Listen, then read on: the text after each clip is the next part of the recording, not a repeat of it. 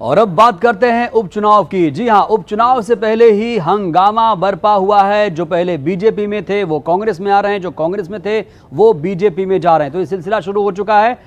बात इसलिए कर रहे हैं क्योंकि प्रेमचंद गुड्डू के बाद अब बालेंदु शुक्ला ने भी कांग्रेस ज्वाइन कर ली है। जी हां, बड़ी खबर, प्रेमचंद गुड्डू के बाद बालेंदु शुक्ला जो ग्वालियर के बड़े नेता माने जाते हैं, सिंधिया के गढ़ में एक सेंध की तैयारी है। उपचुनाव से पहले बीजेपी को एक और झटका लगा। प्रेमचंद गुड्डू के बाद बालेंदु शुक्ला की घर वापसी हो गई। पूर्व मंत्री बालेंदु शुक्ला अब कांग्रेस में शामिल हो गए हैं। वहीं कुछ दिन पहले बीजेपी नेता प्रेमचंद गुड्डू बीजेपी छोड़ कांग्रेस में आ गए थे। सिंधिया और उनके समर्थक के बीजेपी में आने के बाद गुड्डू बागी हो गए थे।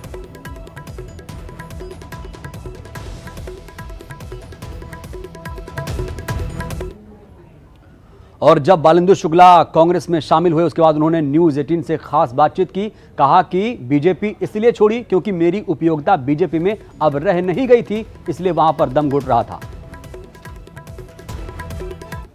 में संभव तो मुझे ऐसा लग रहा है कि मेरी कुछ उपयोगिता है नहीं, और जब उपयोगिता नहीं है तो किसी राजनीतिक दल में बने रहने का औचित्य भी नहीं है। इसीलिए मैं भारतीय जनता पार्टी को छोड़ रहा हूँ। लेकिन सर, किस तरीके की उपयोगिता, मतलब आप क्या आपको लगता था कि आपकी उपयोगिता हो सकती थी और पार्टी ने आपका इस्तेमाल नहीं किया?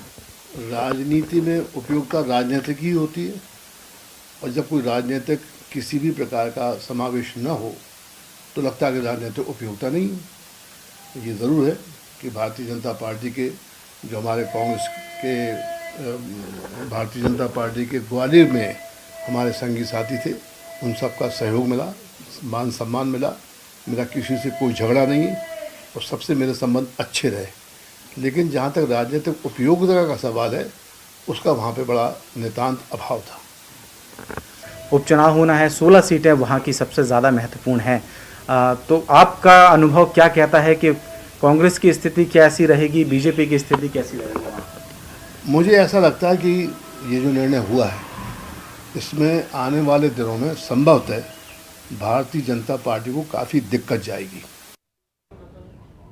इधर उपचुनाव के लिए बीजेपी ने कमर कस ली है और खास तौर से मालवा निमाड़ की 5 सीटों की बात करें तो कैलाश विजयवर्गीय ने इसके लिए पूरी ताकत झोंक दी है, क्योंकि 5 सीटों को जिताने की जिम्मेदारी कैलाश विजयवर्गीय के कंधों पर है।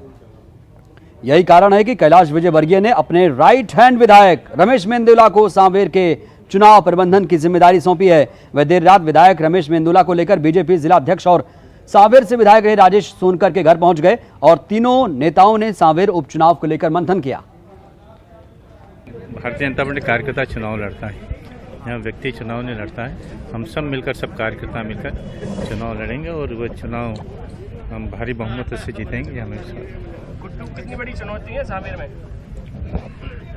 देखिए, कोई व्यक्ति चुनौती नहीं। वहाँ अगर कांग्रेस चुनाव लड़ गई तो कांग्रेस की जो चुनौती की, तो चुनौती को इस बार जो कांग्रेस ने जो अपने वादा खिलाफी की जनता के साथ, किसानों कर्जे माफ़ करना, बेरोजगारियों को भत्ता देना, इन सब बातों को लेकर जाएंगे। हमारे यहाँ पार्टी तय करती है कार्यकर्ताओं की जिम्मेदारी, और जिस प्रकार से उनको जिम्मेदारी दी गई है, हम भी कार्यकर्ता के रूप में उस क्षेत्र में काम करेंगे। भारतीय जनता पार्टी विजयी होगी, वहाँ ही नहीं पूरे प्रदेश में जब 22 सीटें, वहाँ सभी जगह भारतीय जनता पार्टी विजयी होगी।